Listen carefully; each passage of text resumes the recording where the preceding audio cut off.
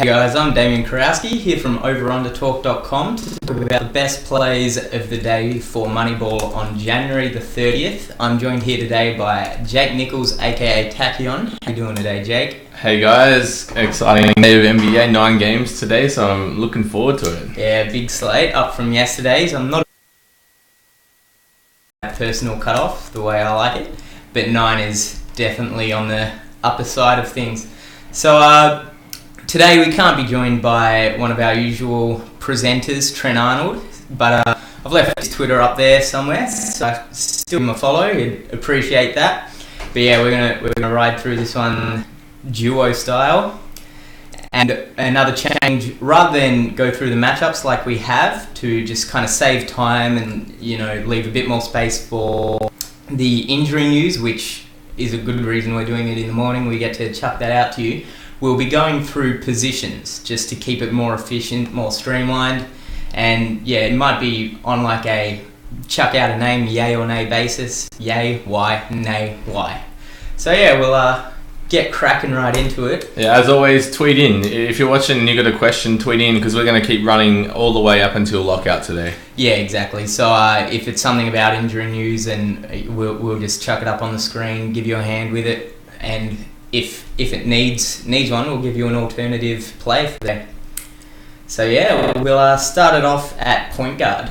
So just looking at the position today, there are a lot of big guns, particularly at point guard. We have Russell Westbrook, Chris Paul, and Kemba Walker. Do you think it's a day where we pay up for a point guard at all? You could. Yeah, I wouldn't pay up for more than one. I'm not going to pay up for 2 point guards. I mean, if you want to run with Russell Westbrook, you probably could do that and get away with it. Same with Chris Paul.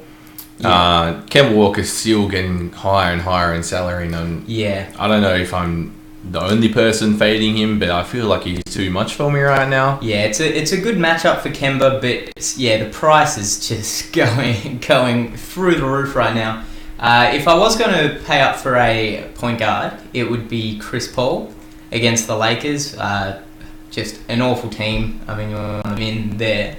But I don't think it is a day where I do that. Russell Westbrook, the usual rock in fantasy, I don't love him today against the Rockets. It's the only position that I don't straight up trust everything against, like small forwards through centers. If they're playing the Rockets, I'll definitely give them a look. But point guards, they generally defend decently, like worst case scenario. So I don't think Russell is the elite play today that he usually is, but he's still obviously an elite player. He's as close to matchup proof as it gets. But yeah, then stepping down a tier into the kind of 7 through 8K range, we have Isaiah Thomas, Damian Lillard, Brandon Knight, who is out obviously, Michael Carter-Williams, Reggie Jackson. Anyone there? You're like, I know there's one. There's one that stands out to me by the name of Damian Lillard. I do like him.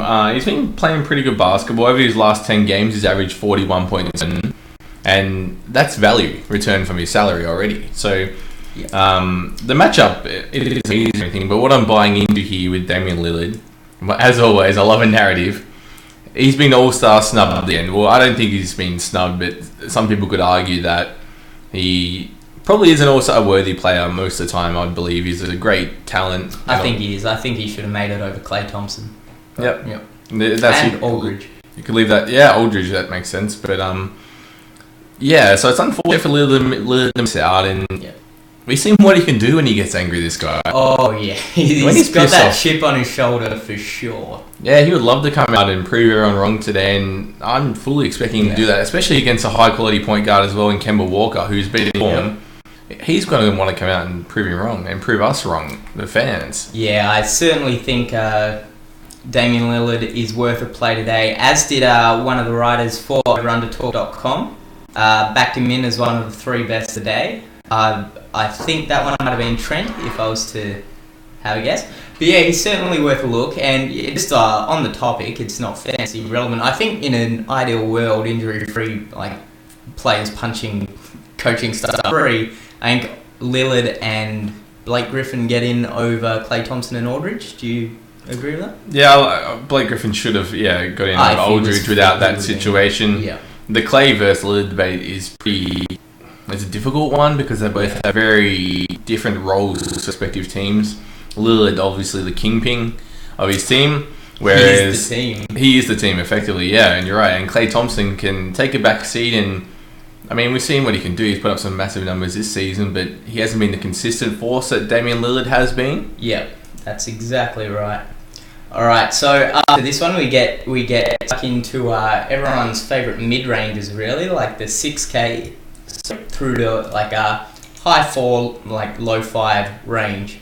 Is there anyone there that sticks out to you? There's no one really for me. Kyrie Irving in a bad matchup. Ron Williams is a player that I have looked at myself in a very favourable, but he's been rather up and down lately, and he was decent against the Warriors, but he should have been better with Dirk on the sidelines. Chandler Parsons just kind of took over that game, and then in the end it became a blowout. So I don't think it really reflected him, but the matchup is a favourable one today, and certainly someone that I will be looking at. Anyone around that price for you? Yeah, I completely agree. Against the Nets, you're either playing against the majority of the time against Shane Larkin or Donald Sloan, and both of these guys aren't capable defenders. I don't think so. Durant could be in for a big game here. He's flying under the radar a little bit. He's not necessarily like going to have a high ownership level, I think, today. No, I think that's probably the best thing about him. He should and will be considered a contrarian player, because I wouldn't expect anything above 20, and I'd be surprised if it was over 11 or 12. So I think he's definitely going to be a good point of difference for a lineup today. A player that we've backed in a lot lately is Elfrid Payton, because he was always at a really low price, but he was outperforming it. And a really strange thing happened in regards to his price. So he was priced at, I think, 4.7 for a long time there. And then he went down to 4.3 for one game, and now he's shot up to 5.5. So I'm not sure if that 4.3 was a mistake, but we played him on that day, and he performed well enough. But he's jumped up to 5.5 now, and I think that's a little out of, like, a little bit overpriced for a matchup against the Celtics today. Yeah, overpriced for the matchup, definitely. I don't think... I mean, it's going to be tough to even play him on a... up at that price. I think it's a fair price. So obviously, the salary's caught up to where it should be.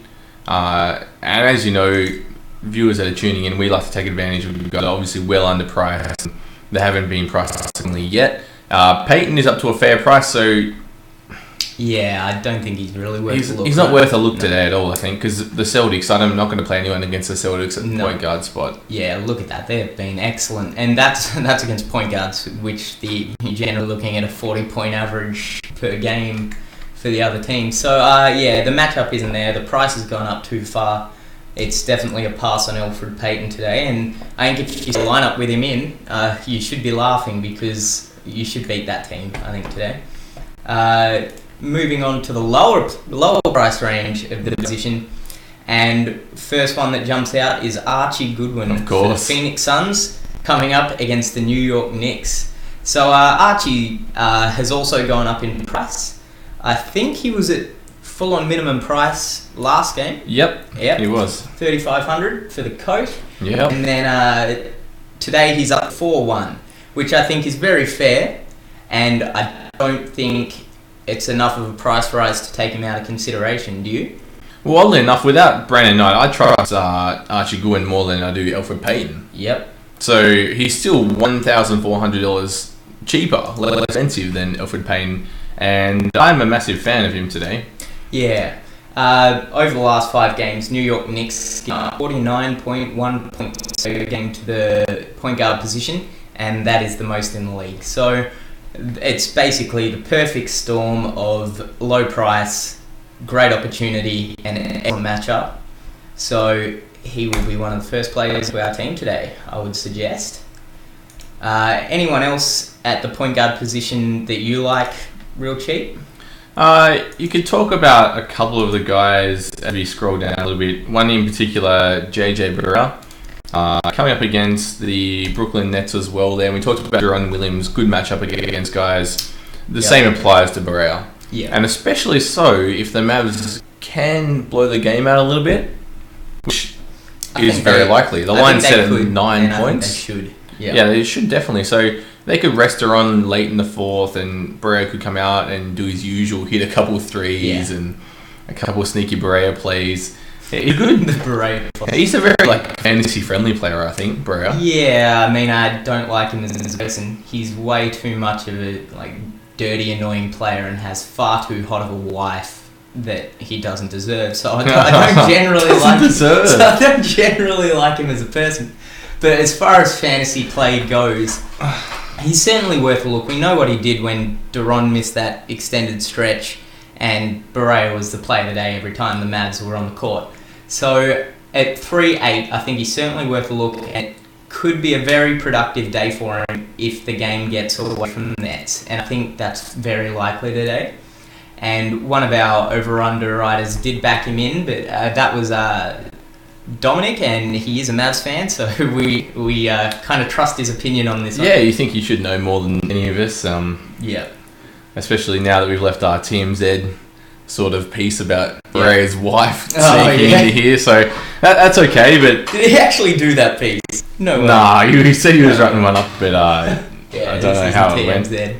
I like it though. So yeah, we like JJ Barea today. I don't know that we like him As better much than- as we like yeah. his wife. That's Oh, what it comes God. down to, right? Yeah, pretty much. And now there's going to be an instant spike in people Googling Barea's Oh, wife yeah. right now. And you have to. Just fun fact, another one to have a look for, Al Horford wife. Really? Oh man. What? Yeah, he's Al done very, Horford. very well for himself. He's on the computer. Is it? I don't have the keyboard with me. I was going to say, is it weird for me to bring her up on stream? Oh, But yeah, she's not bad, right? Okay, so that got a little bit off. No, I don't mind that though. Okay. Alright, into shooting guards. Yeah, that's all. I think- That's basically all of the point guards for the day. There's your elite option if you're going to take one. Chris Paul. The slightly under elite level is Damian Lillard, and Archie Goodwin is a lock basically. Duron's worth a look, and Barea's worth a look. So on to the next position, shooting guards. There's the obvious captain, just classic shooting guard, James Harden. Is he worth a look today? No. Because we know he's a step above every other shooting guard in fantasy, but is he worth a look today? Well, it depends. It really comes down to if the Rockets can keep it close against the Thunder. And I mean, that's all it comes down to, I think. If they can, Harden's definitely in play because it'll be on his back. If they can't, there's not much point playing. You're not going to get those last minutes. So the Thunder, I'm a Rockets fan. I think the Thunder will blow us out today a little bit. Yeah, I was about to ask for your opinion as a We saw what the Rockets fan. Spurs did to us the other day. I'm not going into this one too confident. Where the Spurs last and now the Thunder. It's 2 games where they're just super tough. The line's set at 9 points, but the over is set at 222. Yep. It's going to be a monster So- scoring game. This is a game you want some exposure to, but it's just tough to pick the guys that you want in your team. Yeah. Especially with Harden, he's been honestly a little bit unreliable. Apart from when Dwight Howard was missing. Dwight Howard's back in the team now, which means that Harden probably takes a slight hit, and his salary should drop by that time the next salary updates come in. I think. Yeah, well, we hope so. If James Harden drops back under that 10k mark where he actually was at the start of this week, he's certainly worth a look. But they've finally put him back up, and I don't think today's the day you play him. Just there's a lot of at shooting guard, which we'll get to, so I don't think you pay up on this day. Oklahoma City, just middle of the road as a matchup. You don't really want to take advantage of that. So moving on, basically when it comes to shooting guard, there is the elite tier, which is James Harden. Then there's everyone else. So moving on to everyone else, the next kind of group of those people are CJ McCollum, Giannis Antetokounmpo, Eric Bledsoe, who's out, and Dwayne Wade. I don't like any of them, really. CJ's No, if I'm going to choose one of them, it will be CJ. least objectionable. It's pretty option. crazy, right? That we're looking at CJ right now, and his salary is higher than Giannis, Dwayne Yep. Wade, Oladipo, all these guys that are pretty big superstars. CJ McCollum is sneaky. Is he MIP? I think he's MIP for sure, right? Most improved? MIP, I didn't know what you meant by MIP? MIP. No, I was like, most what's MIP? improved player? Uh, Maybe he's gotta be, should right? be like I think we had hate most improved because it comes down to not so much whether it's an individual improvement, more so an increased role all the time. And CJ McCollum's got that super increased role. Yeah. But and I think a lot of us had Andre Drummond as leading candidate for MIP at the start of the season, and he's obviously done his part. He's just kind of been superseded by CJ McCollum. So yeah, he's worth a look against the Hornets in what is a favourable matchup, 5th worst against the shooting guard position over the last 5. But as I mentioned before, the quality in the players at shooting guard is outstanding. So I don't have him in my lineup, but I would not be to see a good ownership level on CJ today, and it would be very warranted. I'm thinking 16%-ish, 16 to 20. Yeah, so very fair range. 1 in 5 teams should be running with him today. Yeah, he's just a good enough player, really. He's consistent enough too that you can play him pretty confidently. Yeah, absolutely.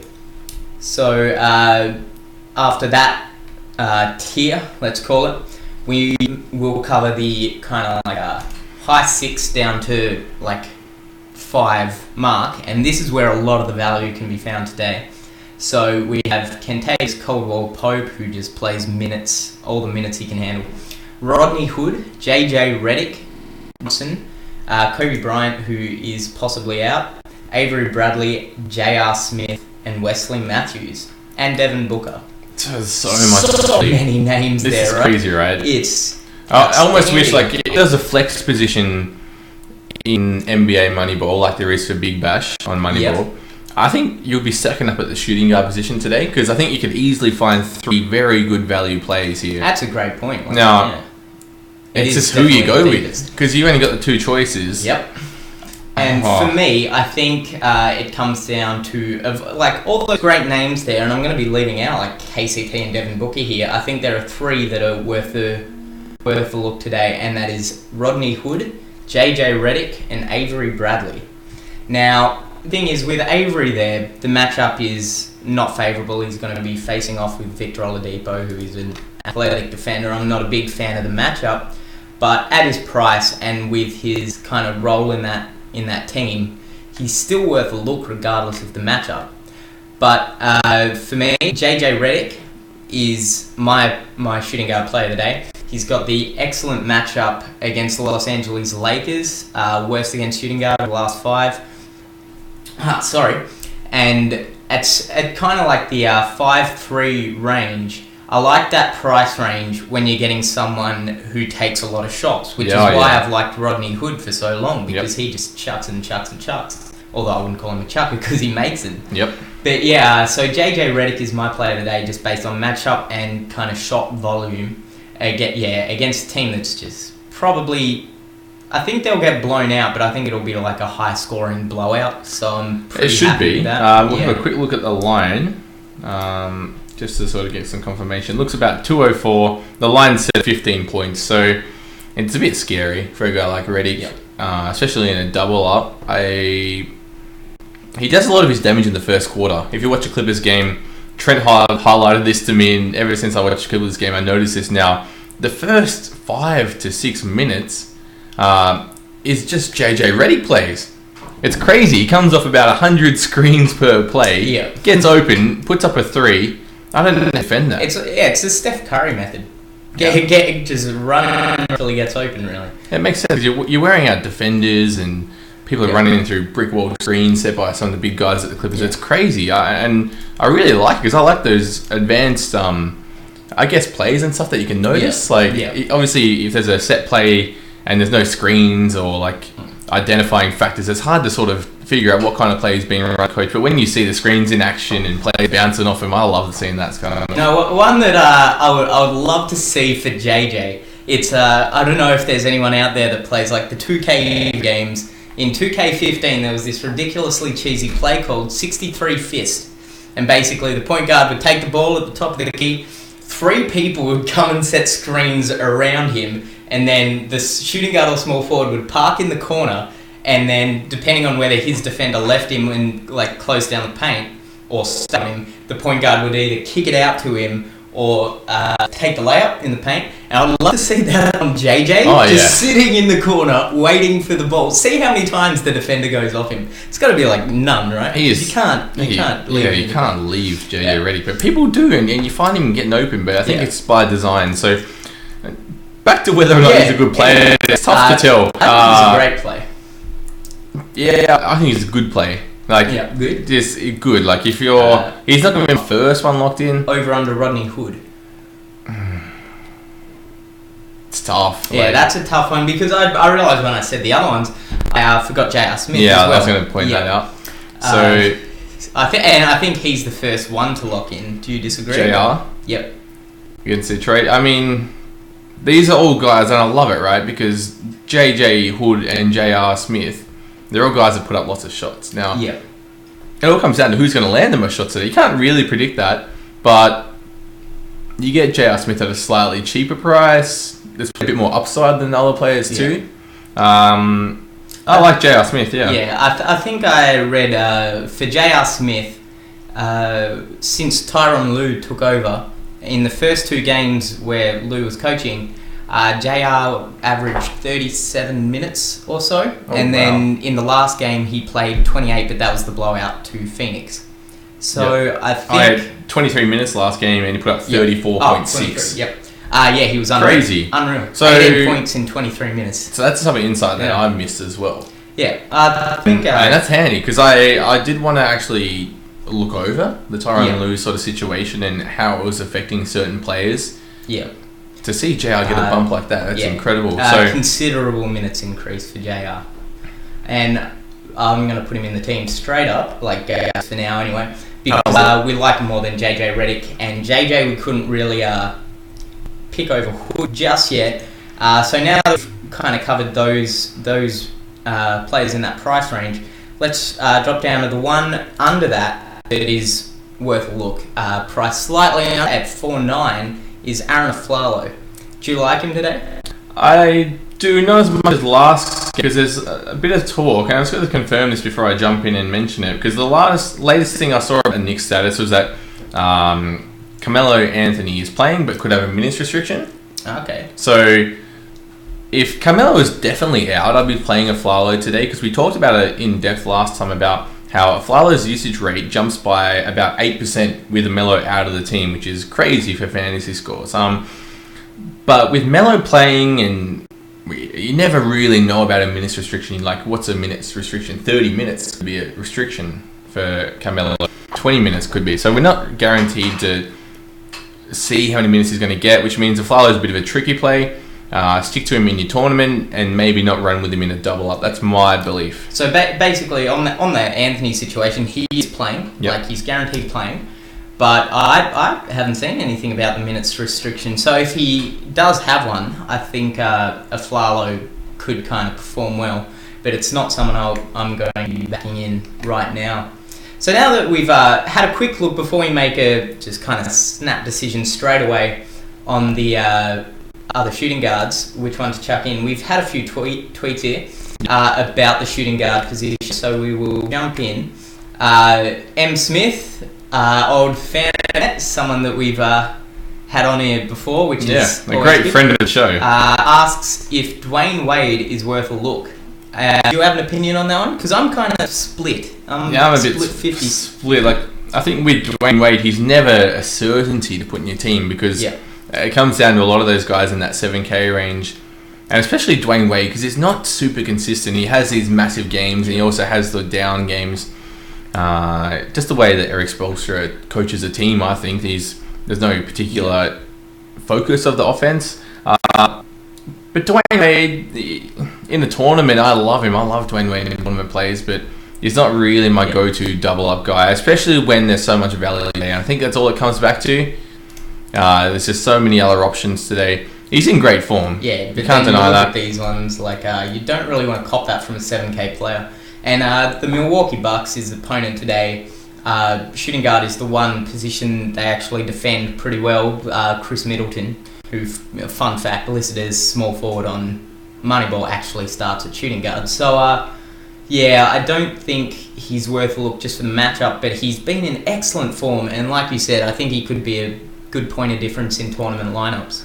Yeah, I don't know if there's some correlation between this and his son's tweet or message to him. Yeah, Did you see that? I saw something about it, but yeah. So for those that are unaware, Dwayne Wade's son left a message. Trent highlighted this to me, so shout out to Trent. Sent Dwayne Wade a message, and I think it was Udonis Haslam or someone that actually leaked it or something, or asked for permission to talk about it. He gave Wade some inspirational messages, and I don't want to read too much into that. He's lifted, and he told Dwayne Wade to attack the basket. Pretty much, he said, "Attack the basket, big dog," or something like that. It had big dog in there. Big dog. I don't know who talks to their dad and calls them big dog, but he said, "Attack the basket because it opens up other shots for you." Yeah. And I don't know, has he taken this advice? We don't really know. Yeah. But I think with shooting guard today, stick to the guys, the value picks, because coming up later on, we have some excellent elite picks at other positions. Yeah, and we'll get to one of them. One of them's from the Heat. You can probably guess who it is. So that's another reason I'm not backing in Wade, just because the Bucks are a more favourable matchup to other positions, making like other Heat players better players than Dwayne Wade, I think. So that actually brings us to the second part of the two-parter from Van of Internet. Yep. He also asks, or is Bradley, Hood, and Levine more favourable? So I think all three of those are more favourable than Dwayne Wade today, but we haven't yet talked one? about We Levine. love the Bradley versus Hood debate. We're not going to have it today because that could go on forever. Yeah. Also, just a coin flip. But for me, if you're looking at Bradley, Hood, or Levine, I think it comes down to whether or not you already have JR in your lineup, because I think JR is worth a look over Bradley and Hood, and certainly Wade. But if you've already got JR and actually need the answer from Bradley, Hood, and Levine, I think unless you want to save that extra 1,000 salary and go down Levine, I'd personally take Hood over Bradley. Yep, if you can use the $1,000 salary pretty efficiently, I'm going to run with Levine in that choice. But it does depend. If that $1,000 is going to sit there and do nothing, I think you run Hood.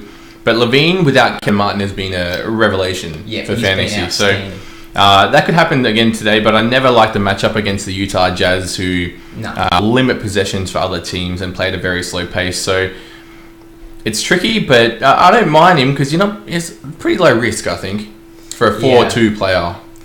Yeah, it's low risk, but the matchup is dreadful. You don't want to play anyone against the Jazz, but if they're costing you 4-2 and they've been on an absolute roll, it's certainly worth a look. But yeah, once again, I think it comes down to whether or not you can use the 1,000 extra salary. Yep. So if you can, then Levine's a good pick. If not, I would take J.R. Smith. If you've already got him in your lineup, then I would take Hood over Bradley. It's a bit tricky because it comes down to a lot of the old recency bias again. Yeah. And I treat daily fantasy sports in a similar way to people treat the stock market, where if players are performing really well, you don't want to buy it because they come crashing down, and you want to buy the guys that are down below because they're going to go upwards trends because it all averages out over the course of the season. Every player is volatile in their own ways. So with Bradley and Hood, we've been talking about them, and they finally hit some massive scores. Yep. They're going to put up that massive score again, right? So I think they can be consistently around the value point, but I don't think they're going to be putting up like 6 times value at a 5 price tag or whatever it is. No, exactly right. So expect them to score a 25-point mark and not put up those type of crazy 30+ numbers. Spot on, I think. So to round out the shooting guard position, we've got to chuck another in there. My pick is JJ Redick. What about you? Redick, Hood, or Bradley? Or Levine? Just wanted to mention another really quick one. If you're looking to go extra cheap at shooting guard, it's Dion Waiters today at 3.8. Okay. He's starting for the Thunder. I'm not necessarily a massive fan of Dion Waiters. I can never recommend this guy, and I never want him in my team. But he's playing against the Rockets, who, as we know, are pretty leaky to shooting guards. And Dion Waiters loves shooting the ball. Over the last 5, Damien bringing that up now, they've conceded 40.5 points to opposing shooting guards. I think that's good for about 7th worst, maybe 8th. Yeah, so it's definitely in consideration. Once again, it comes back to if you want that extra cash, Dion Waiters could be your guy. Yeah. If not, I'm going to run with Zach Levine today, I think. So as my choice. I think if you are going to go ultra cheap at shooting guard, and it's only a 400 difference between Levine and Waiters, I think Levine is the play over Waiters if you've got that spare 400. So I'll put Levine in for now because his suggestion will play and your play. Got to take your opinion in. No problem. Just before we get off shooting guard as well, there's been some leak news. I didn't say this earlier, but Langston Galloway is starting at point guard for Jose Calderon. So we didn't really mention him, but if you want to look into that yourself, and Galloway was pretty unreal last year through January, February, March. Could be worth a look today. Yeah, I think I saw that he had a monster like the other day, right? Like just a huge statistical game, right? Yeah, 36. But obviously that was when Carmelo was out, and I think I saw that there was a big correlation between big Galloway games and Carmelo being out. So if Melo was out, Galloway would be one of my favourite players today, and I'd happily start a Flalo Galloway. Do you like Galloway even like with a minutes restriction for Carmelo? I don't mind him. I'll take Galloway over Dion Waiters at 3-8. I would as well. So if you're looking at Dion Waiters in your team, have a look into Langston Galloway, who's starting.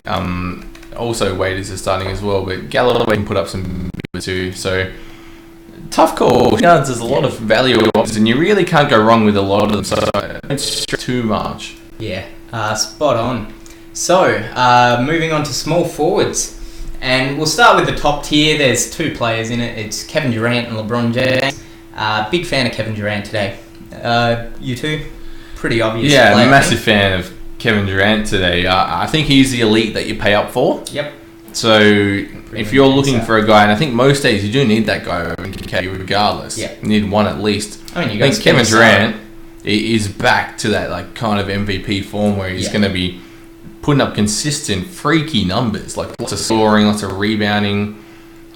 He's doing it all, and he's coming up against the Rockets. Just trying to eyeball it right now. I think over his last 11, he's only gone under 40 points twice, and only one of those was 39.7. So, and he's been over 50 3 times in that span, over 60 once, and the matchup today is almost as good as it gets. Yep.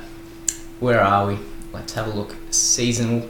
Houston Rockets, third worst in the league on the season. A lot better on the last 5 basis, 5th worst in the league. Yeah, I think you got to look at the last 5 there more so than the season, because the Rockets are going small ball lately. Yeah. And today it's been announced that they're going to run with the Brewer and Ariza lineup again. So Durant's going to be playing on either. Yeah. He'll be matched up on Ariza, I imagine. He's the player of the day. But that's a great matchup for Durant. He is easily the player of the day. Yeah. I think you lock him in and disregard anything like this. Yeah. He has to be in there. There's no two ways about it today, I don't think. So try and pick up the pace here. Quickly, do we like LeBron? No, because I don't like him at all. No. Detroit are great against small forwards. There'll be a couple of people playing LeBron, as there always seems to be. He's a popular player just via name value. He does everything, and he is matchup proof. He's definitely matchup proof. I can't trust him. Yeah. I think Durant is matchup proof, and I think on a matchup basis, he can be exceptional. So I think he's certainly the play. So moving into the next tier, like 7 through to 8-3 range, Gordon Hayward, Chris Middleton, Carmelo Anthony, Andrew Wiggins. Now I personally like Carmelo Anthony today in what is a good matchup. Phoenix Suns, just a shade under the Rockets themselves over the last 5. And he's, since coming off an injury, the last few times this has happened, Melo, he still hasn't played under 30 minutes like in those games, like the first one back from an injury. So I do like Carmelo Anthony today. If there is a minutes restriction on him, that kind of becomes a bit of an issue. But if not, I think he's certainly worth a play. The trouble is we might not know exactly what the minutes restriction is before tip.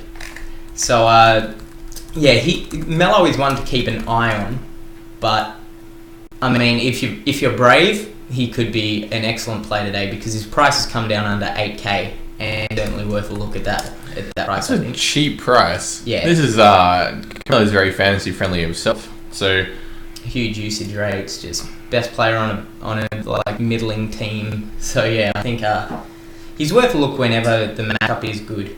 And today the matchup is good and his price is way too low. So yeah, he's worth a look if you're brave enough to take a punt on someone that might be on a minutes restriction.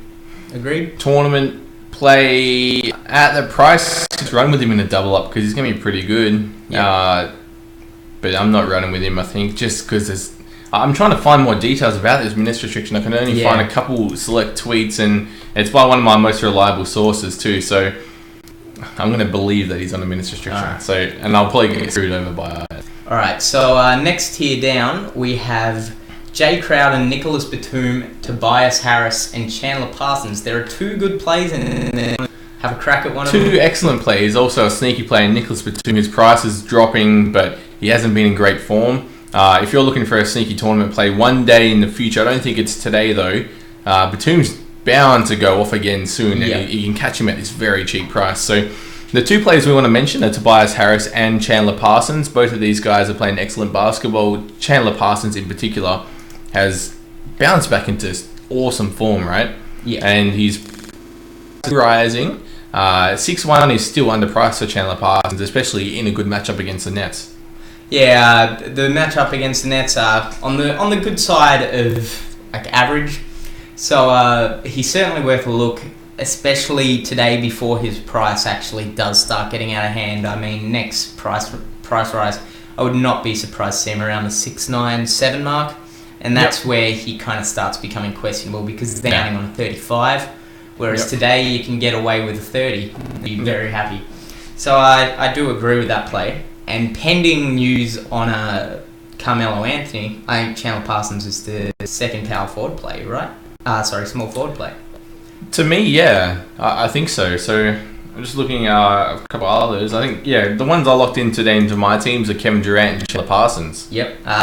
You did mention this guy earlier today, Michael Kidd-Gilchrist. Yeah, so Kidd-Gilchrist is back for his first game. Pretty exciting times for the Hornets. If you're a Hornets fan, you gotta love seeing it for the season. Poor bloke, really just hasn't had a game. So I really like Michael Kidd-Gilchrist as a basketball player, as a fantasy player. He sort of came into his own a little bit late towards the last season, when he was averaging around 25 points over the last couple of months.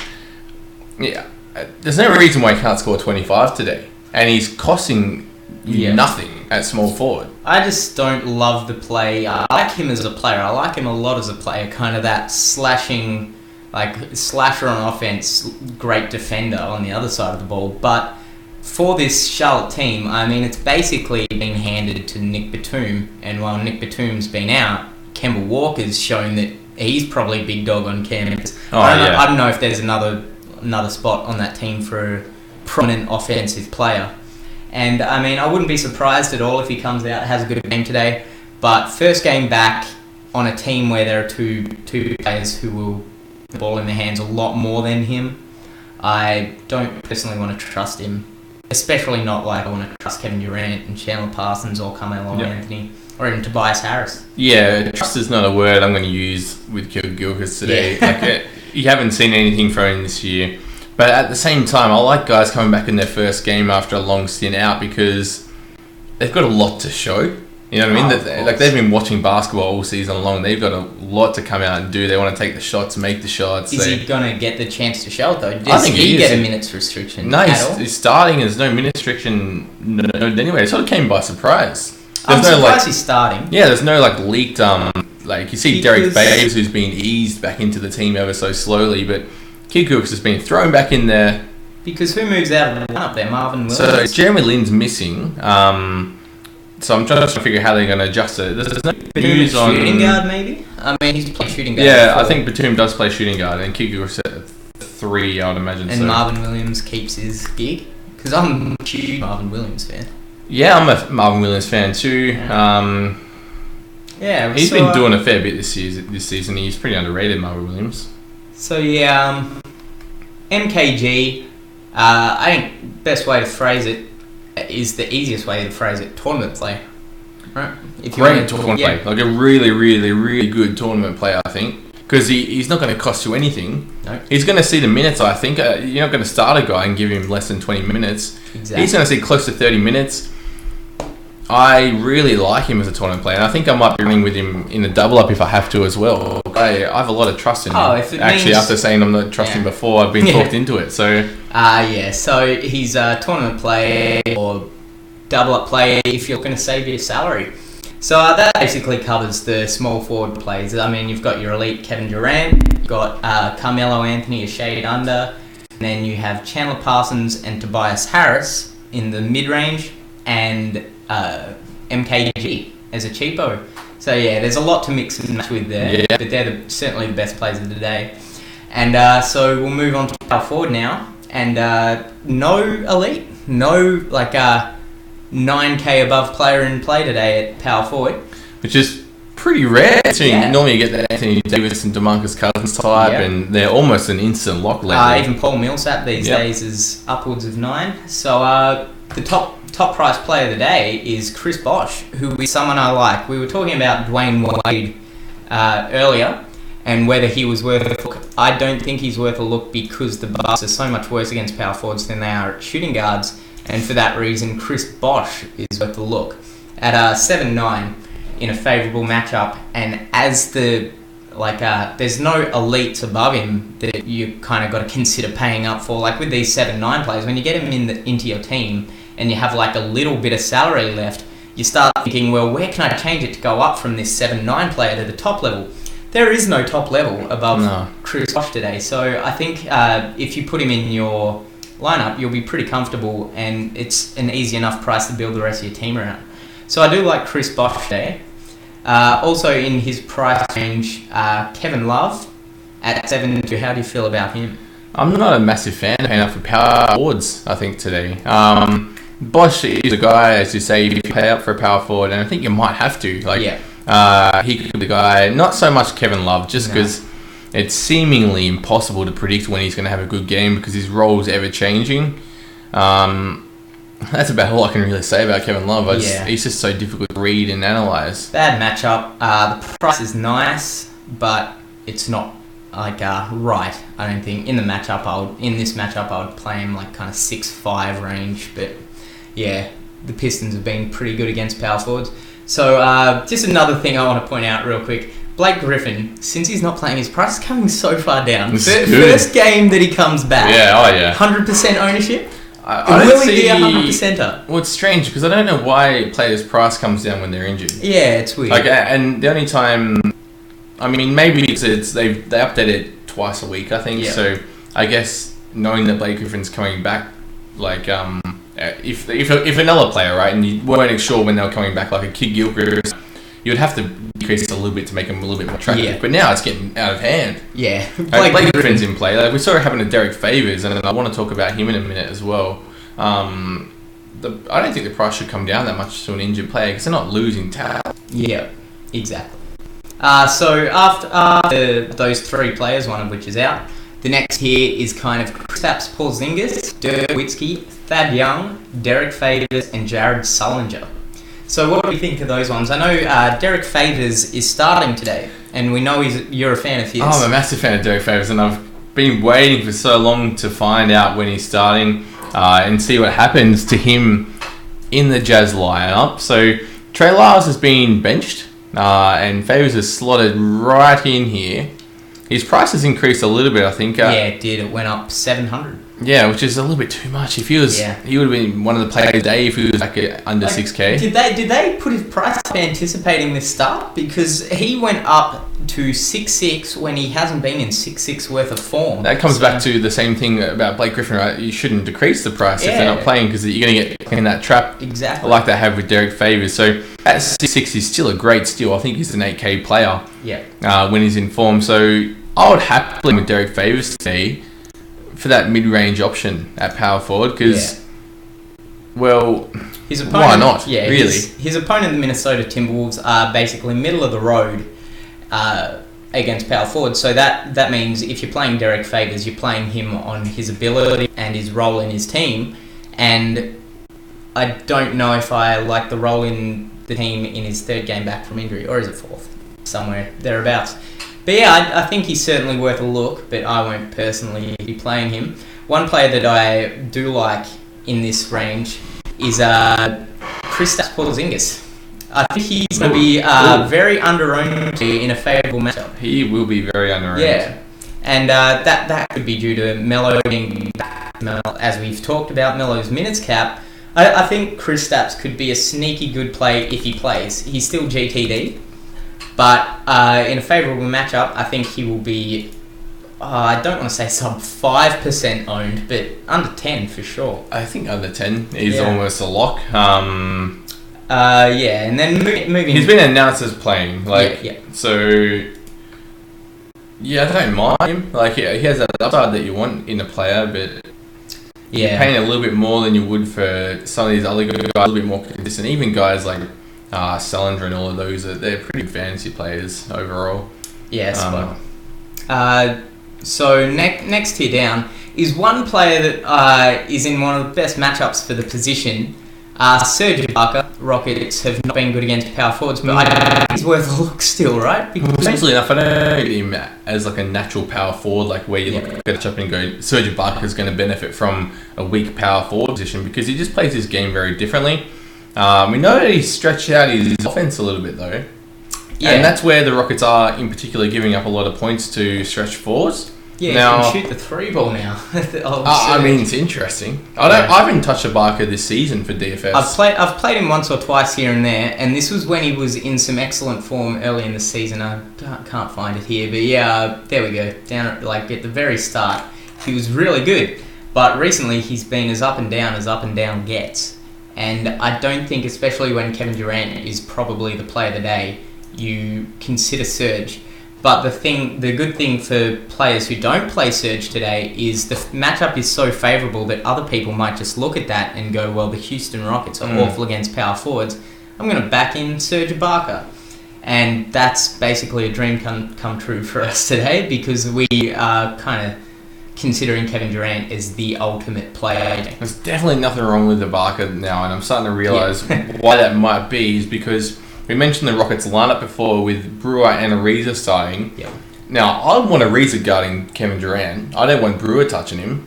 I don't think you can make that choice, though. Really? You can't put Brewer on Ibaka. Exactly. So that's the next part. That's phase 2, right? So who defends Ibaka? So that makes Kevin Durant even better. I think both of these guys are in play. I don't think they have an option to not put Brewer on Durant. Right? And I think that's why Durant's the play. That is scary. Yeah, this could be an absolute bloodbath for Corey Brewer today. Trent will be sitting at home just like this, sipping on a cup of tea, watching his least favourite player in the league get savaged by Kevin Durant.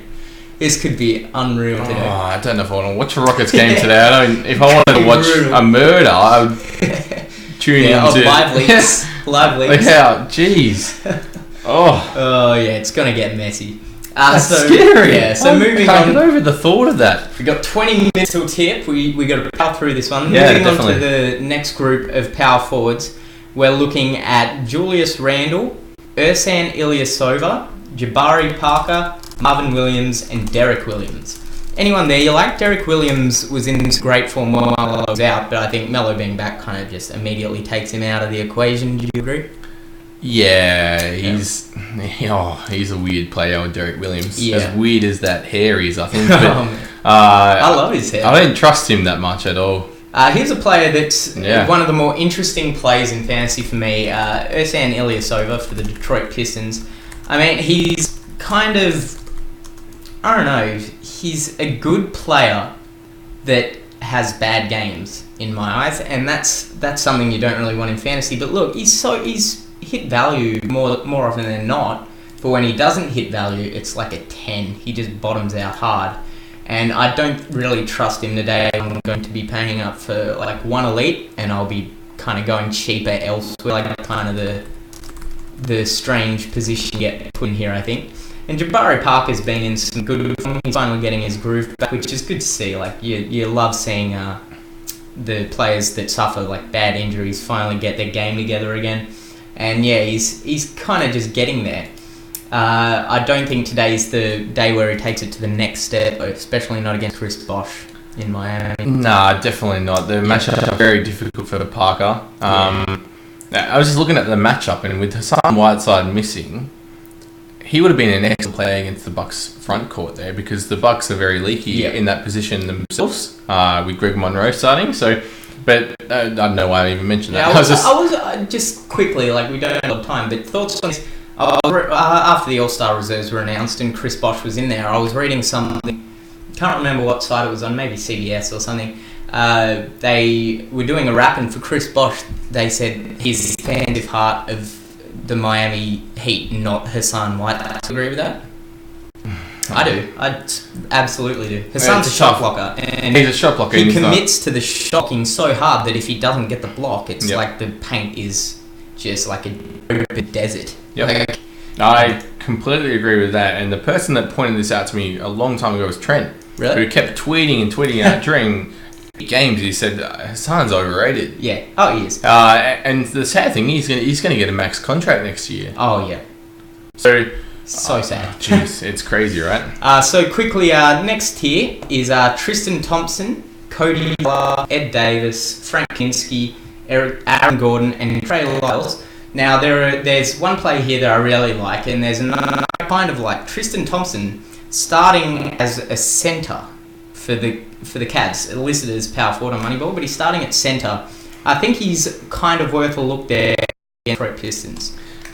Like, the matchup is not great, it's just kind of standard, but he gets minutes. And in like a position where, like you said, you're not going to be paying up for the power forwards, is he worth a look at just 4-7? I'm not a massive fan of Tristan Thompson in fantasy, I think. You're right, he gets the minutes and all that kind of stuff, but his production is so unreliable at times. Like, his last game, he's coming off 12 points in 20 minutes.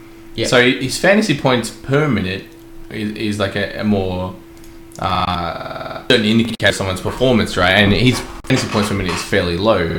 And I mentioned the matchup on the season at centre, Detroit, middle of the road at defending the centre. Over the last 5, whoa, they've been savaged. Yep. Yeah, so that's what's happened there. No. But I'm not locking him in, but at his price, if that's kind of where you have to go for your second power forward, I don't think he's a bad play at all.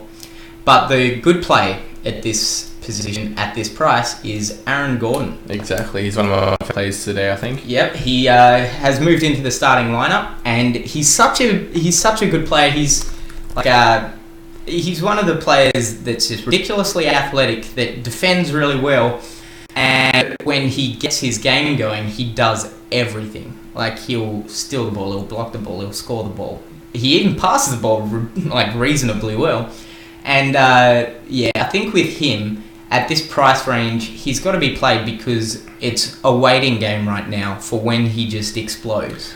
Oh yeah, like you look at those scores at 26, 20, 22. Like, that's nothing compared to what he can do. He's got his ceiling is as high. So high. Oh, yeah. Like, he's incredibly high, right? And this is a guy that just missed out on the Rising Star team as well. And I think that was a robbery. And that would never have happened if he was in the starting lineup earlier in the year. Exactly right. So, yet again, bit of a narrative. Aaron Gordon in his head thinking, I've just missed out on the Rising Star team. I'm going to go out and just savage this Boston team. Also, just a heads up, Moneyball lockout is in 44 minutes today. I didn't realize. 44? Holy crap, that's unreal. I was feeling under the pump. Yeah, no, just love pointing that out because I could tell you're stressing over there. Yeah, thank God. Oh, that's unreal then. All right, we've got a couple of new tweets from Fan of Internet, but one of them does relate to the power forward position. Marvin Williams or Aaron Gordon is the cheaper play. Ain't we just sum that up? Aaron Gordon. I mean, easily Aaron Gordon, I think. It's a reasonable matchup, and like I said, he's going to put up a monster soon. If it's today and you don't play him at 4-4, rest in peace. Like, it's not happening. But I think he's absolutely in my lineup. Is he in yours? Oh, 100%. If you're building separate tournament lineups today and you had 5 different tournament lineups, I think one of the few guys in your team, along with Archie Goodwin, I believe that you want 100% exposure to, Aaron Gordon and Archie Goodwin. Yep. Not only because they'll be popular picks, I think, but they'll be very good picks themselves as well.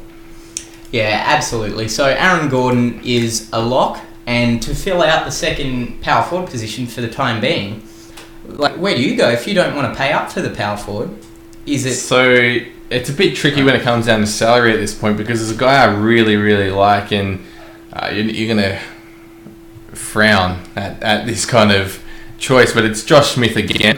His price hasn't risen. He's still 3.5.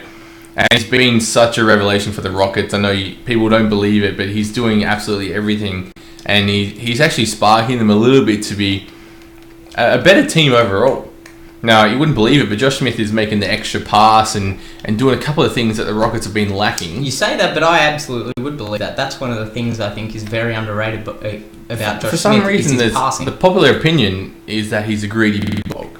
I don't think so. I mean, you look at his years in the Hawks, when he was known for just doing everything, he got assists. He got like a fair chunk of assists. And that's exactly what we want from a cheap power forward. I think more so, like, it comes back to the players that a lot of their game style and play style is envisioned in vines lately. And you can sort of define a player, how they play by vines lately. And I feel like the Josh Smith vines, the only ones that we see are him taking ridiculous 3-pointers that he probably shouldn't. Maybe that's why the public are thinking. Shame. It is a shame. Technology's awesome, but it kind of kills some of that stuff. Like, if that's our exposure to these players, that's kind of disappointing, I think. No offense to Steph Curry, but his popularity and surge to the top is because he's such a vine-friendly player too. Who didn't see that one of where he just dribbled through like everyone? Yep. Who didn't see that 100 damn times? And the one where he broke Chris Paul's ankle, 100 times. Like, it's just, that's what the internet is these days. Yeah. Unfortunately for us, we live in the age of the dank meme. Yeah, and it's not good. It's crazy because Curry gets all these great vines of like dribble moves and all those kind of things, and then guys like LeBron, the only vines you see are when they mess up. Yep. So because people want to see that, people want to see LeBron fail, people want to see Curry succeed. So it's crazy how the popular opinion is influenced by Vine. But geez, what are we talking about here? We could write an essay on this kind of topic. It's and crazy. That's Josh Smith. He's getting some Vine play now. But more so than Vine play, he's getting play in my DFS team. All right. So he's had 3 scores over 23 in his last 4. I think he's a lock at that price. If he had moved up to 4-1 today, like a couple of the other players did, like Archie Goodwin, I probably wouldn't have considered him. But at 3.5, put him in your put him in your team at mid price. So what position does he primarily play? Shooting or small forward or power forward? Probably the power forward spot today with Ariza. That's why they go small. Because that's the bad matchup. I don't think it really matters at the price. Like, if I'm paying 4 to 5k, I'm going to be worried about the matchup. But with Josh Smith, I think it's completely fine. Thing is, like, you've talked me into him, like as a fan of the play, but I don't think there's going to be room for him in my team because we're going to have a lot of salary. That's my issue as well, right? 13.5 to spend on a centre, which I do have an elite centre play tomorrow, but I think he's probably looking at this lineup the prime candidate to be upgraded. So I think like Josh Smith, right, the way he's playing isn't even at his peak yet because I'm looking at statistics and stuff. Josh Smith shot 38.3% while he was at the Clippers, which is pretty reasonable for Josh Smith. I think that's all right. Like for Josh, for Josh. Like for any other player, maybe not. No. But he's only shooting 28.3 at the Rockets. Now that's pretty woeful. It's hard. That is bad, right? So that's not going to last. That's going to improve as the season goes. So you jump on board while you can before it does, and his price rises. I think. Yeah, I think if he fits into your lineup, he could be one of the better players of the day. But it's going to struggle finding a way to spend your salary around him, I think, because there's so many good cheap options today.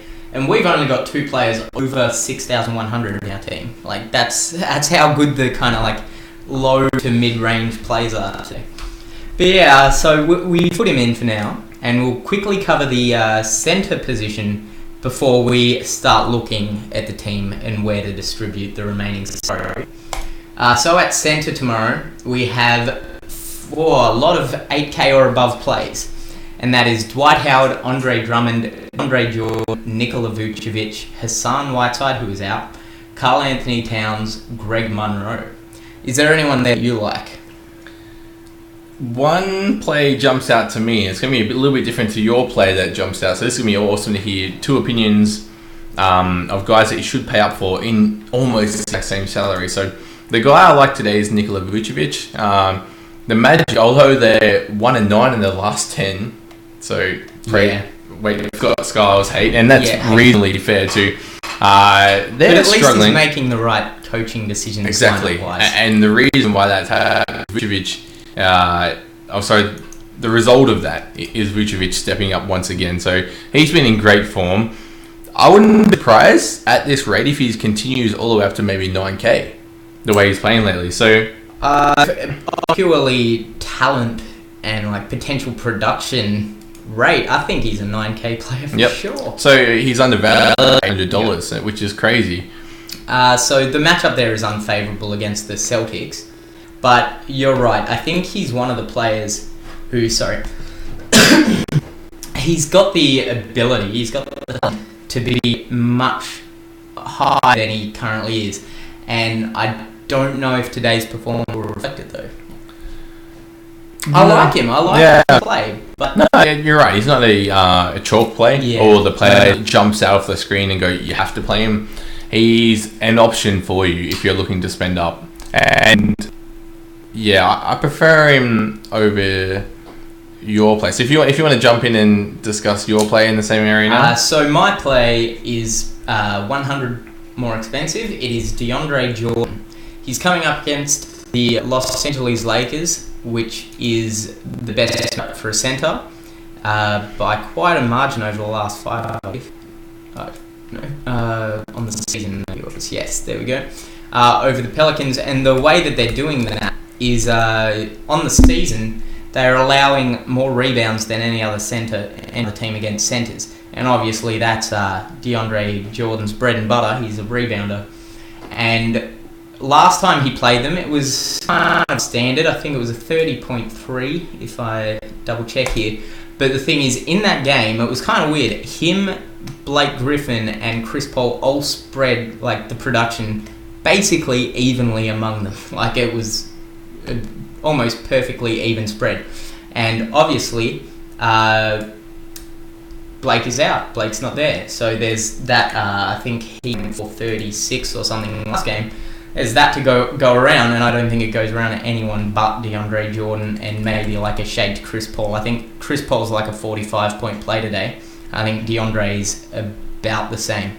I mean, the matchup is just too good, really. I mean, who's going to be defending him? Roy Hibbert is a good enough defender, but he also doesn't play like the 30 minutes or so necessary to just shut down DeAndre Jordan. And I think this game gets out of hand, but I think it gets out of hand in a high-scoring way. I think DeAndre Jordan gets his way before he has to sit. Yeah, like this could be Lob City. Oh, it will be, yeah. I don't normally jump on DeAndre Jordan in fantasy. No, neither do I. Solely because I don't like paying up for guys that have such a low usage rate. And that's what he is. Like, he's not like entirely involved in the offense. The ball doesn't run through him or anything. But he's on the resulting end of many of these finishing touches for the Clippers, which is exactly what you want to see. Yeah, and that's the thing. And when he gets the finishing touches, he finishes them. Oh, he's got the highest shooting percentage in the league. Yep. Because they're dunks, and dunks. Well, is it like 70-something? Yeah, 73, I think, just off the top of my head. But yeah, it's ridiculous. And, I mean, I don't think D'Angelo Russell's going to be defending the lob on his end, and I don't think Roy Hibbert is going to be stopping it on his end. Like, I think it's just going to be Chris Paul to DJ all day long. That's what I envision this game to be like. Yeah, and I'm looking at DJ for exactly that reason. If I had a little bit more faith in DeAndre Jordan, I'd definitely be playing him right now. But it's just scary to me to think. Generally, I'm the same. I don't like trusting him for fantasy purposes, but today it's kind of talking me into him. All come together. So another play here, the last one in that second last one in that price range was Karl Anthony Towns, who has been on an absolute tear. But are we trusting him against the Utah Jazz? No, you don't trust anyone against Utah Jazz. Like at that kind of price, you don't pay for elites against them. It's ridiculous. As I mentioned before, like the fantasy points against are great. Like great for them. Sorry, horrible to play people against. Yeah. So Damien's looking at that right now. Looks like for the last 5, they've given up 33.8. Yeah, that's ridiculous. Look, even Memphis, who are the best on the season, have given up 47.9 over the last 5. And you can think about that. That's crazy. The return of Rudy Gobert as well so the Utah Jazz, I would argue, are the best team against centers because they've played a lot of the season without Rudy Gobert. Yep. And that hasn't factored into it. So you don't want to play anyone. You don't want to play anyone. Jeff Withey is elite. Oh, all right. Yeah, he's done a good job though. He was excellent. He is a good player. So, Karl Anthony Towns has been in great form, and you can't deny that. I think today, like the people out there are people out there play DFS and they don't take into account matchups, like the sort of the public and the specifically like matchups, like actual quality defending the positions, and just kind of like play rate, like how many possessions per game. And Utah are very good in that category, as in like on the low end. Yep. So yeah, Karl Anthony Towns is probably the fate of the day today, if he gets a good possibly. percentage. So yeah, I think he might get a good percentage. If you can go back to the other screen and look at his form and stuff, and form 41.5. So he has the highest form out of any center, and there's going to be guys building their team thinking, oh wow, you have to get this guy in. Next closest is your boy Vooch. Yeah, so who are like obviously. The matchup isn't great, as you said, but the role is increased. Yeah, it's a right heap better than the Karl Anthony Towns matchup, though. That's the thing. So are we going to go on record and say that he's the fate of the day? Karl Anthony Towns it's tough is to do. The fate of the day. I don't want to say that because I don't know what he can do and what he can't. Yeah, he can prove us wrong, but I think you're right. I don't want to touch him. I think at 8K you need 40 points. I'm expecting 25-30. Yeah. I think if you play him and you get a 30, you've got to consider yourself lucky. And the thing is, we met Rudy Gobert coming back and helping that defense. Even Derek Favors coming in, just kind of consolidating that front court because he's a great shot blocker himself. It's going to be very, very interesting. And just saw this one now from Fan of Internet. Paying up for a centre to trust DeAndre or Vujovic more. This is one that came in. You've pretty much got a split on this one. I'm DeAndre Jordan and Jake is Vujovic, right? Yeah, I think I'll be playing either. Yeah, I don't know who I'm going to be playing. So you've talked me into DeAndre Jordan a little bit more just because of the matchup. And in DFS, you want to play the matchup. I think you're wrong with DeAndre Jordan for the first time for me this season, and give him a run and see what happens. But it's tough though. So tough. One way that I would love to do this, Trent, who can't be with us today, I'm not exactly sure what he's doing, but I wonder if we can get a tweet from him suggesting his input on that one, DeAndre versus Vujovic, right. Because that's I'll send him a tweet right now. Yeah, see if we can get a little tie break. But yeah, I think they're both excellent players today, and especially on a day where the centre position outside of them is kind of dry. I mean, looking through, the next tier is Brook Lopez, who's dropped in price after being excellent for a long time. Zaza Pachulia in an excellent matchup, but he's a game time decision. Rudy Gobert, the boy who's actually dropped in price by 200 since last game. So do you want to chuck some info out on him then? Yeah, I've just sent the tweet out to two of the other over-under writers, Dominic and Trent. We're asking for their opinion on Vooch or DeAndre Jordan. I feel like Dominic's going to lean Vooch and Trent's going to be Jordan, so that's going to mean nothing for us. Yeah, exactly. Why wouldn't you just send it to Trent? We need a fifth member, and I think M. Smith could be our fifth member. Internet's going to tie break for us. Yeah. So do you want to give us some hype on Rudy Gobert? It's not I'm not going to go overboard or anything like that.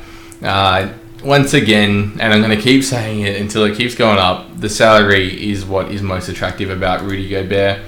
At 6'4", he's just still too cheap for what I think his value is. averaging 32.3 over his last 5 games.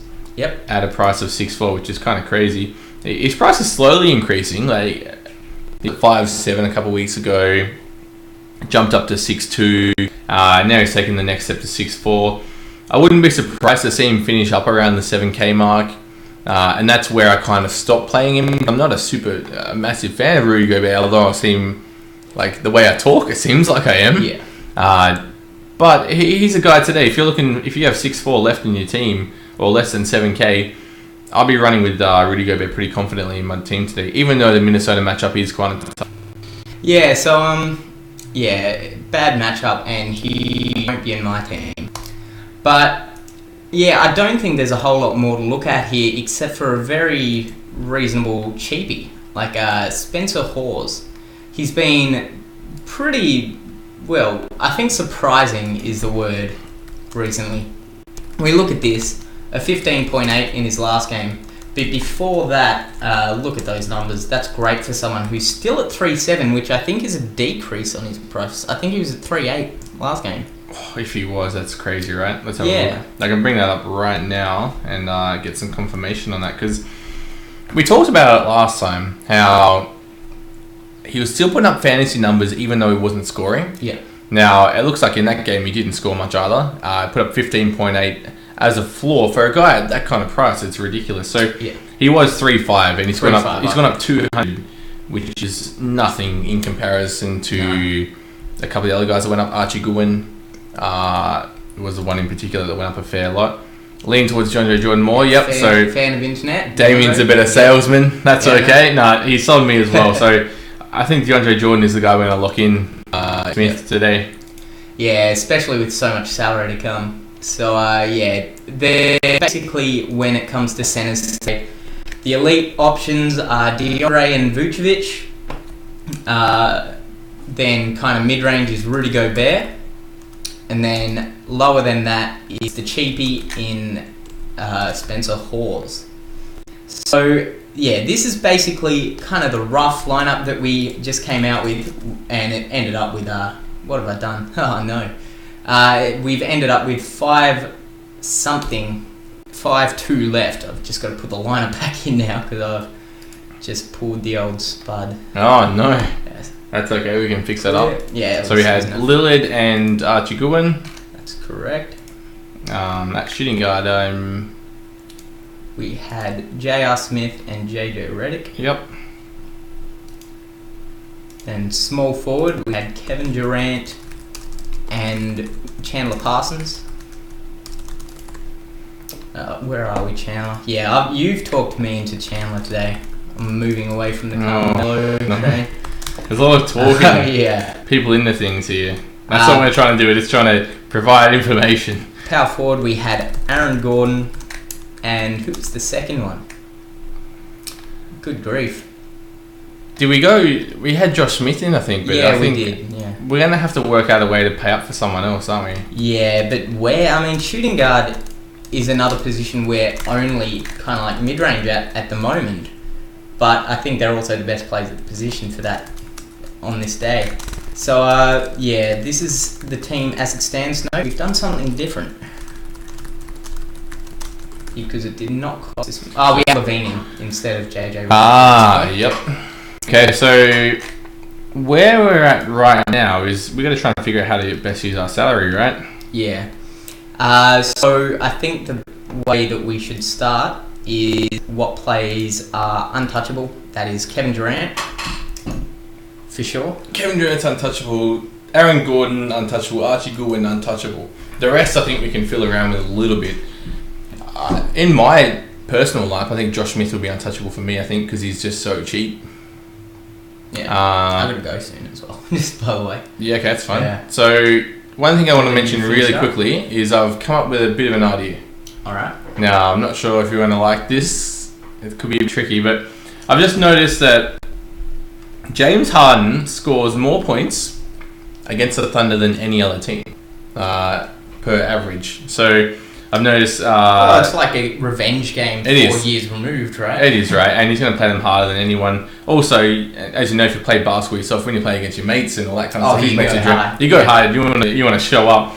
So he averages 27.9 actual NBA points against the Thunder, and second most is against the Hornets against 25.3. So that's a lot of points, and he's coming off a game last time where he put up 41 NBA points against the Thunder. So we've got 5-2 salary remaining.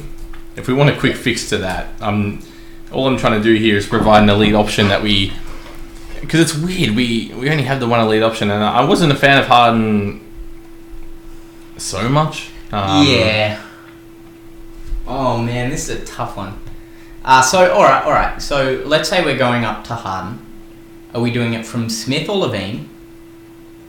I'm trying to get a running total. I'd prefer to be at Levine, but we're not going to be able to fit it. Yeah, unless we went down elsewhere. Because, I mean, there are options there. Lillard was a good play, but he was a good elite play, really. Like a good high price one. Although I do like him a lot more than any of the kind of so do I. So I think, Lillard probably sticks as well. So, J.R. Smith to James Harden. Bit tricky. The thing is, I don't really like Harden in particular, but I don't know how else that you can use your salary today. Yeah, well, one of mine was Chris Bosh as a play. That's worth a lot. Which would be up from Josh Smith. That makes sense. I like that more than going from a shooting guard up to Harden. Yeah, and that leaves me 800 left, and I'm happy with that. I'm fine with leaving 800 there, but it's just so strange. I think the upgrade between Josh Smith and Chris Bosh is higher than that of J.R. Smith and James Harden. Only because J.R. Smith's ceiling is so high, and he's playing a lot more minutes than Josh Smith I also would note that Harden's ceiling is a lot higher than Bosch's, I think, too. Oh, it is. But it's really one of the... It's a tough day for the elite options, because normally you get those two big guys in and you're laughing, but the only one here that stands out is Kevin Durant. It's tough. Yeah.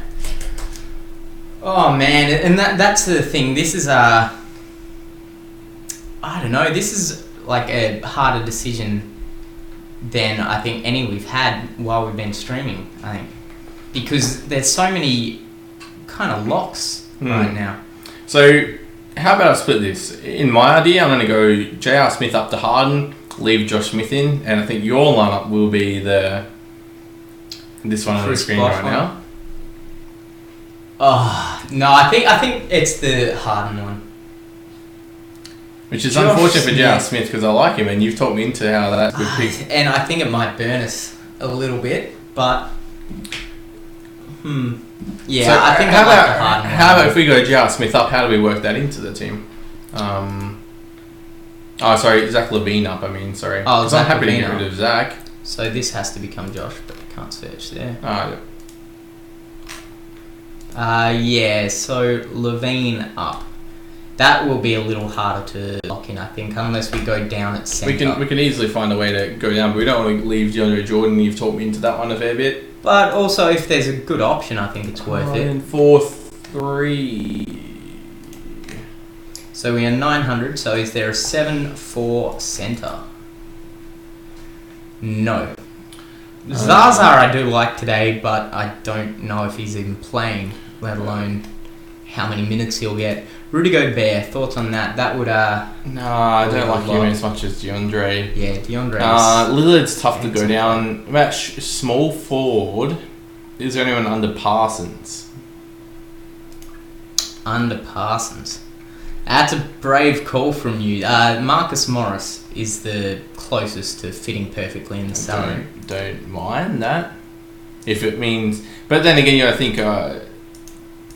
that's J.R. Smith and Marcus Morris versus Chandler Parsons and Levine, and I'm happy to go Levine there. Yeah, I think with Levine... I think we're back on Zach. Yep. Goodbye. This is the tough part of the day. It's all fun and games until you get to the last stages of fiddling around with their team. But the thing is, this looks like a good lineup. It's just there are a few plays that are... I don't know. There are a lot of good plays left out of this team, but I think kind of the balance of this team and how it all kind of shakes out in the end is as good as you really find. I think we've used all but 100 of our salary, which is always nice. I mean, you hate having like that 900 left or whatever. Yep. But yeah, and we have the play day, Kevin Durant. We have the cheapos of the day, Archie Goodwin, Aaron Gordon, and Josh Smith, if you want to chuck him in. And then we have great options at point guard and centre in Lillard and Jordan. And then the remaining players, James Harden, Zach LaVine, Chandler Parsons, they're very unobjectionable players at their position. I mean, there's nothing wrong with them. And they all have pretty high ceilings, as we've seen with all three of them. Chandler Parsons was unreal against the Warriors the other day. Zach LaVine has been on a tear with Kevin Martin out. And James Harden is James Harden. So, yeah. You're not sure what you're going to get. And I mentioned before that with Dwight back, his production is going to take a hit. But... yeah, a hit. Against... it's still James Harden against... and you got to pay up for someone. That's all it is, more so than James Harden's a great player. Revenge game. I'm happy with that. Like, I'm not... we've had some lineups where I would sit back and I'm absolutely... in love with the team. I'm not absolutely in love with this one. I think I'm it's happy with it, for solid. Sure. And I'm locking it in. Like, yeah, I'll be locking it in too. I feel like it's pretty safe. Yeah, it feels like it's got the high floor with a huge ceiling. Yep. Like if today is the Aaron Gordon day, January 30, 2016, lock it in. But if this is the day where he goes huge and Zach LaVine actually kind of continues some of his form, this could be a monster lineup. But that's kind of the thing here. We build double up lineups on stream while discussing the tournament plays. Yep. So this is a double up lineup, but I think with a touch of tournament. It's got a bit of tournament about it, right? Look at all those players under 4-4. There's four of them that don't cost as much as that. Yeah, 2 10K players and 4 under 4. That's a tournament build, right? Between Gordon, Smith, LaVine. Jeez, I just had a sneaky idea. I wasn't sure if it was any good. I don't know if I should mention it. Next, Parsons down to Kid Gilchrist and see if we can work the salary in. Alright. But I feel like that's too much work. And we do like Parsons' upside today. Yeah. Kid Gilchrist doesn't have that type of upside. But he could put up the same score as Parsons from 3K less. Yeah. It's tricky.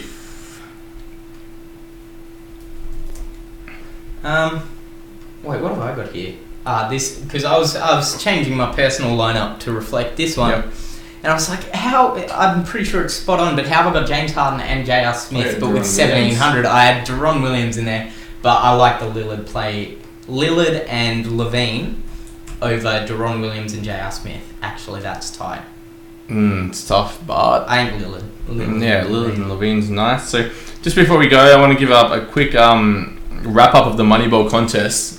Yep. So I'm looking through the lobby right now. The Saturday bank is increased to 4.75k.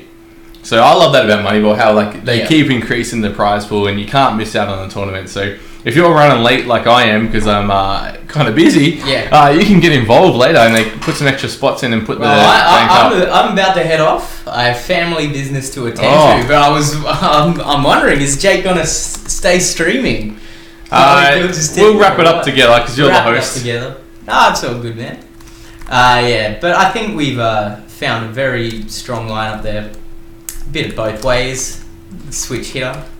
But yeah, we have the double up lineup with a bit of tournament flavour to it. And I think basically what it comes down to is the plays of the day: Kevin Durant, Aaron Gordon, Archie Goodwin, and we've built around them very well. I don't think there's a better way to do it. No. If you're kind of like fiddling around to try and get J.R. Smith in there, then you might come up with something. But I think this is pretty good as is. Today's a type of day where I'm going to look through all the teams instantly and notice some of the guys, some of the big name players on Moneyball, and look at their teams and see how they've gone today, because I think everyone's going to be very different today. So I'm looking forward to it. I think that's exactly right. So, locking it in? Let's lock that one in. I'm about to start up the over-under Saturday tournament as well. So if you're tuning in right now and you want to join a $2 tournament, test your skills out against us, lads. Although we've gave away all our secrets. Join in the $2 over-under NBA Saturday tournament. Yep, spot on. All right, so we hope you got some good tips from us. We hope your lineups are looking as tasty as ours is. Yeah. Yep. And as usual, all the best in all your tournaments and double ups today. Hope you come away with some cash. And for overundertalk.com, I've been Damien Kurowski, aka DM Kurowski. To my right is Jake Nichols, aka Tachyon.